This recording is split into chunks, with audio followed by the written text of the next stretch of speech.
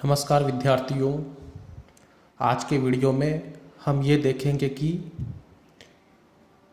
व्यापार से किसी राष्ट्र को जो कुल लाभ प्राप्त होता है उसका विनिमय से लाभ और स्पेशलाइजेशन से प्राप्त होने वाले लाभ में कैसे विभाजन किया जाए, जो कि हमारे आगे के अध्ययन की एक महत्वपूर्ण कड़ी है। इसको हम निम्न रेखा चित्र के माध्यम से समझ सकते हैं। चित्र में ए पॉइंट अटारकी बिंदु है।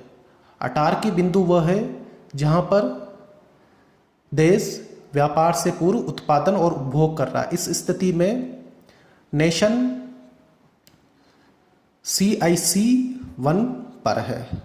अब माना कि किसी भी कारण से, वो कोई भी कारण हो सकता है, कि देश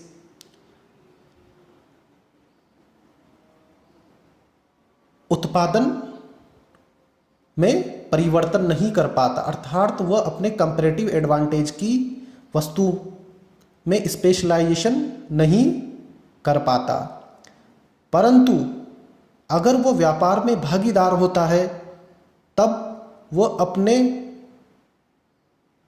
उसी उत्पादन जो कि वह व्यापार से पूर्व स्थिति में कर रहा था की स्थिति में अपने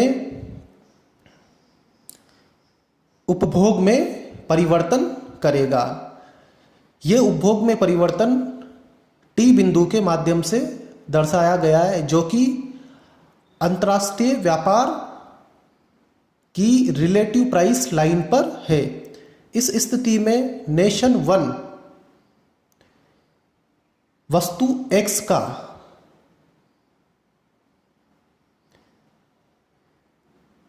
PA मात्रा में निर्यात करता है और PT मात्रा में Y वस्तु का आयात करता है। हालांकि नेशन द्वारा वस्तु X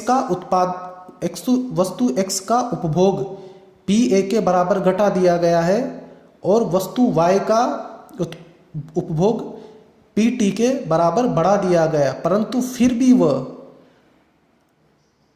अंतर्राष्ट्रीय व्यापार के कारण वह ऊंचे समुदाय अनुदिमान वक्र CIC2 पर पहुंच गया है, अर्थात उसके कल्याण में वृद्धि हुई है। अतः बिंदु A से बिंदु T पर राष्ट्र का गमन, अर्थात नीचे के समुदाय अनुदिमान वक्र CIC1 से ऊंचे समुदाय अनुदिमान वक्र CIC2 पर पहुंचना विनिमय से होने वाले लाभ को दर्शाता है। अब माना कि राष्ट्र अपने कंपैरेटिव एडवांटेज की वस्तु में स्पेशलाइजेशन करता है। इस स्थिति में देश B बिंदु पर उत्पादन करता है। B बिंदु पर उत्पादन करने की स्थिति में राष्ट्र BC के बराबर X वस्तु का निर्यात और CE के बराबर Y वस्तु का आयात करता है, और वह इस स्थिति में E बिंदु पर संतुलन में, जो कि CIC3 और अंतर्राष्ट्रीय व्यापार की रिलेटिव प्राइस लाइन पर है। हम देखते हैं कि अब विशिष्टीकरण करने के कारण राष्ट्र CIC2 से भी ऊंचे समुदाय अनुदिमान वक्र CIC3 पर पहुंच गया है। अतः राष्ट्र का T बिंदु से E बिंदु की ओर गमन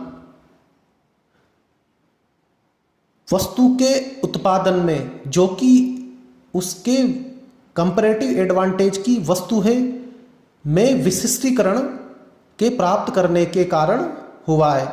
अतः हम देख सकते हैं कि A बिंदु से E बिंदु पर जो गमन, जो कि टोटल गेन को दर्शाता है, वह यह है कि